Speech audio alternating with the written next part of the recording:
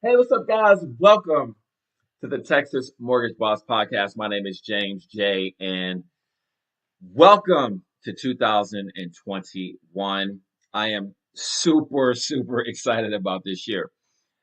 We are headed into a year that I don't think we've seen in quite a long time. So today, listen, we're going to talk about what the expectations are for 2021. We're going to talk about why you should not wait until the spring to own a home or make a move.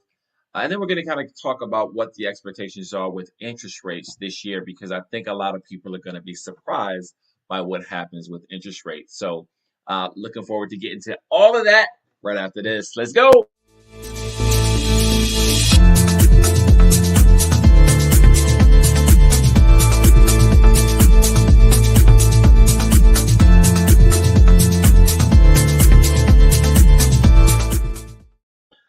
All right, guys, welcome. Again, my name is James J, and this is the first of the year with the Texas Mortgage Boss podcast. So I want to make sure I plug this before we even get started, because we also have a Texas Mortgage Boss podcast that is on Spotify, uh, Apple Podcast, Stitcher. So make sure you go subscribe there, as well as the YouTube channel, because we're going to have some different content on the YouTube channel versus the podcast. So go subscribe. Let's get into it. So, as I mentioned in the intro, we're going to be heading into a year like we have not seen in quite a long time. So, I'm excited. It is great as 2020 was. I believe 2021 is going to be even better for various reasons. The whole virus situation last year was new to us. We didn't know what was going on. We didn't know how to handle it. And we are now heading into 2021. We're dealing with it. We know what it is. We've got vaccines that are here to help. We don't know how the distribution of that's going to go over this next few months, but a lot of the people that were waiting for that vaccine the end of last year, well, actually, really probably all of last year for the most part, now we have the vaccine. So that will put people a little more at ease. People will start to get out and about more. People will start to want to own homes more, because a lot of people put home ownership off last year for a lot of different reasons. Job, maybe they were going to relocate and they didn't. They weren't sure about what was going to happen with the market. Just a lot of things prevented people from moving last year. With that being said, we still had an incredible 2020. Incredible. So this year, 2021, we're going into the new year. We're dealing with the virus. People will start to establish businesses again. I know not every business that went out of business last year is going to come back. I understand that. Same with jobs. So the number of jobs that were let go and the number of people that were let go in 2020, all those people are not just going to magically get their job back this year, right? We understand that. I understand that. But there are going to be people that were out of a job last year that are now going to find a job this year. So that low interest rates, unfortunately, we've got a lot of low inventory as well, which means prices are going to go up. So let's talk about why you should not wait until the spring. All right. So number one, again, mortgage rates are historically low right now. So in 2020, mortgage rates hit all-time lows 16 times in 2020. 16, we hit an all-time low. That's going to continue through 2021. All right, those low rates are going to continue in 2021. I read a lot. I'm very connected with a lot of experts in this industry, and don't be surprised if we actually see a dip in interest rates. Yes, we are already at historic lows.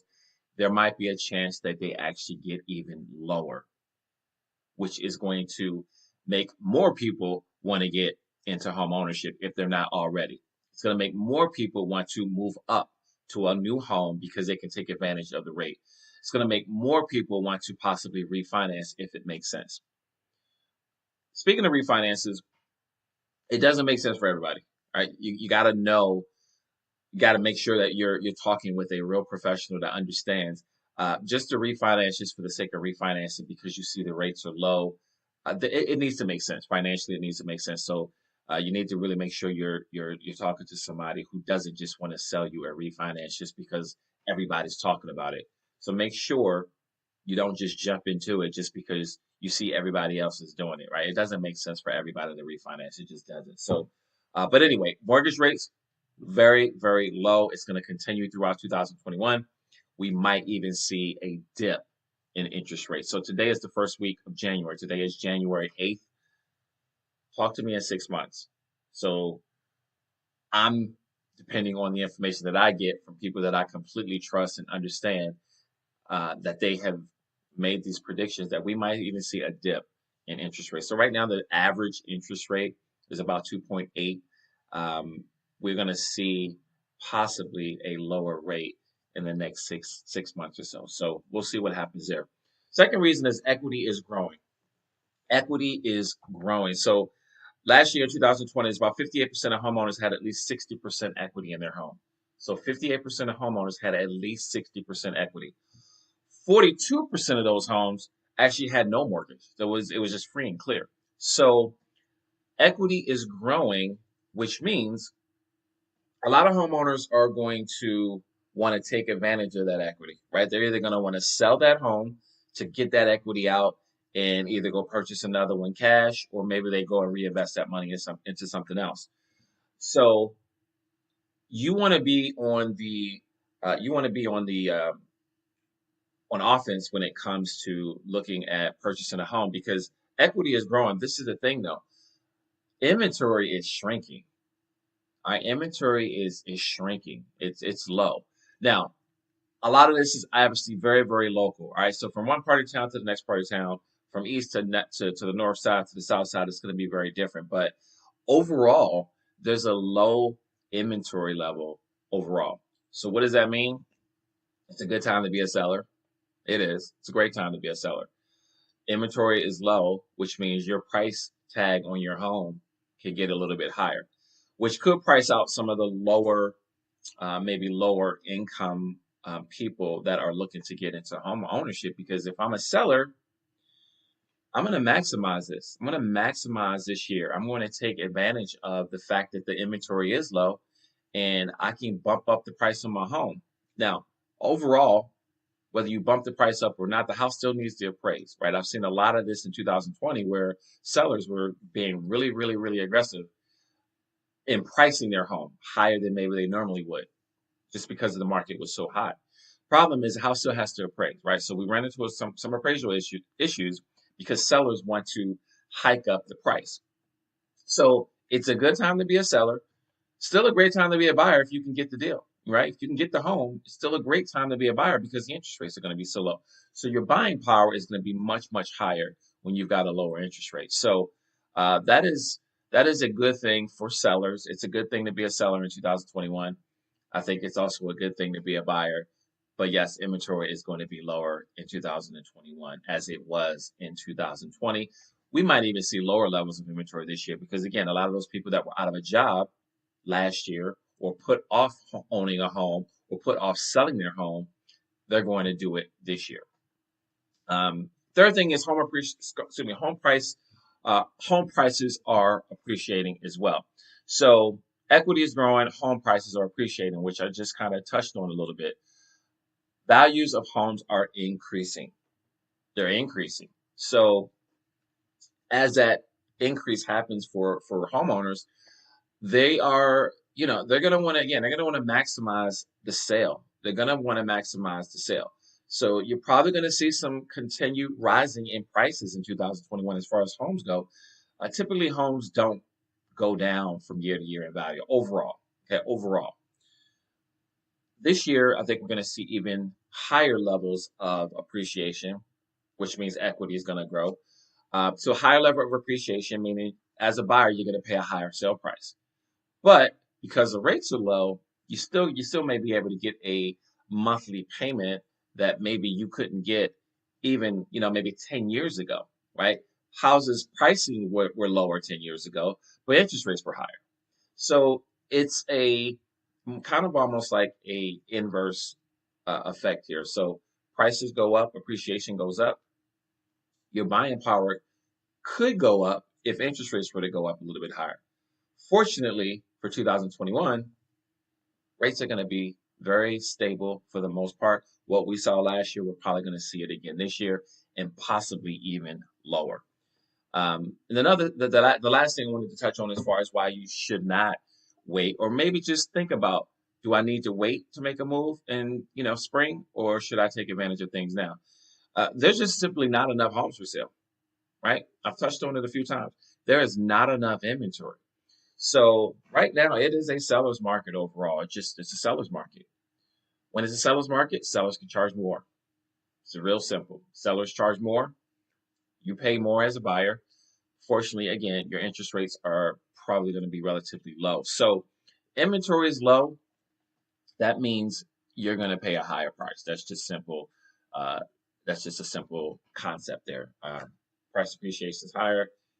You're just going to end up paying more for that home, but the interest rate is going to be a very, very big factor in your monthly mortgage payment. So you're going to be able to still have a lot more buying power than you would years ago, just because rates are so low. So one other thing I want to share with you guys, because I think this is super, super, super important to share. I want to share with you.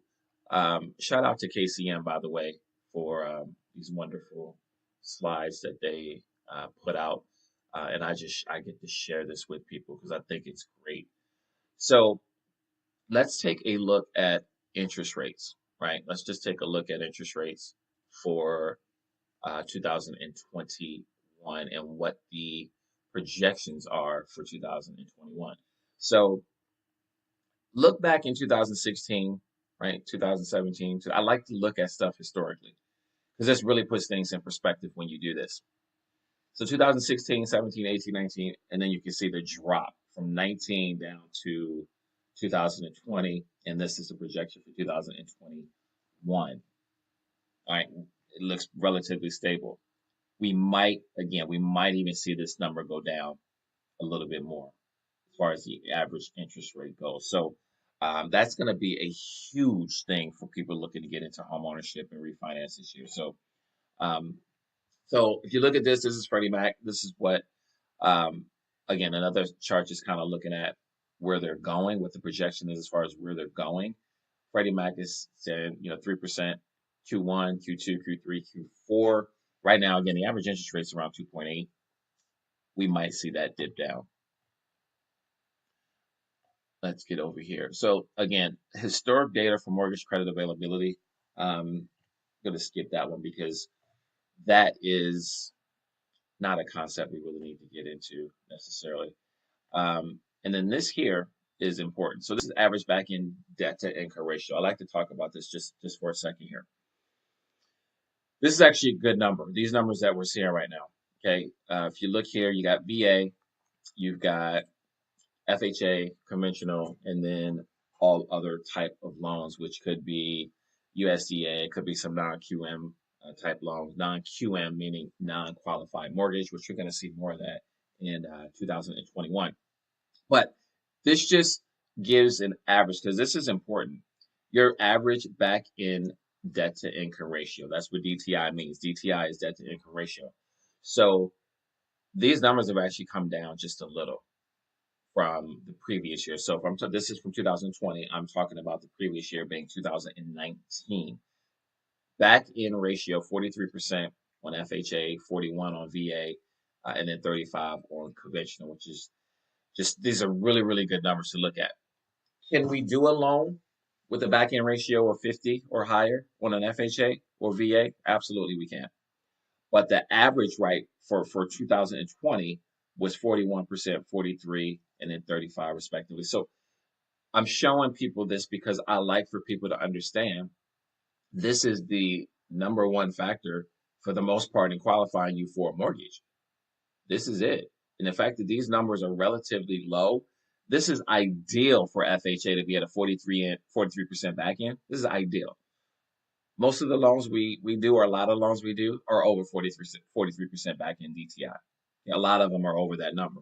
Doesn't mean we can't do the loan, but this is just ideal in the mortgage industry. So I just wanted to share that with you, and we are going to be back next week with a couple of different guests next week. So I'm going to have Kelly Bush, who is with Credit Synergy with Rising Point Solution. She is a credit restoration expert. She's going to share with us some tips as we start this year out, things to help with credit, uh, things to improve your scores, things to some tips to maybe help you reduce debt.